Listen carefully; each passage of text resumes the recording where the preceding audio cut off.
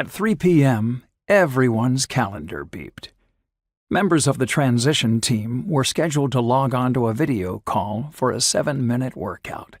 The music thumped, the greatest hits of the 1970s and 80s played from someone's cell phone. First jumping jacks, then push-ups, as the team, really a group of strangers, got sweaty together in their business clothes, building the camaraderie needed for this unthinkably difficult job. Sonia Chesson, who'd spent nearly a decade at the Pew Charitable Trusts, led the workouts, but Cecilia Munoz was the one in charge, waving at the kids at play in the corner of home offices.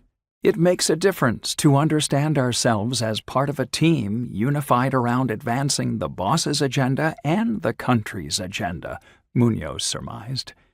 Munoz was a pro and an insider, having served 8 years in the Obama administration before taking on the role of Director of Domestic and Economic Policy on the Biden-Harris transition team months in advance of the November election.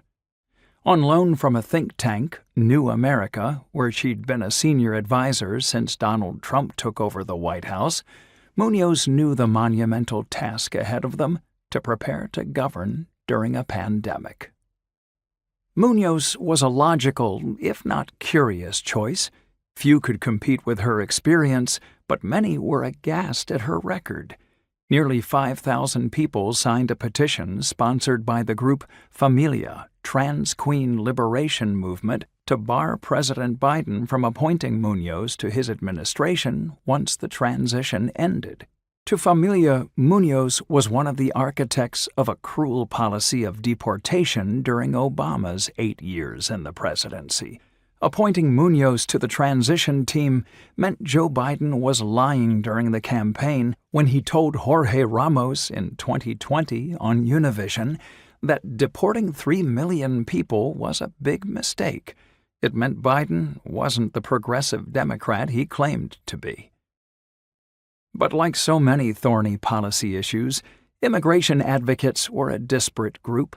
5 board members from Unidos US, formerly the National Council of La Raza, where Munoz had worked earlier in her career, applauded the appointment, explaining in a public letter, Latinos could not have a more qualified, authentic, and effective voice at the Biden transition table. Equating Munoz with those opposed to immigration and immigrants, like President Trump's chief immigration advisor Stephen Miller, was ill-informed, outrageous, and textbook demagoguery, according to Unidos US. Munoz was the right person for the job.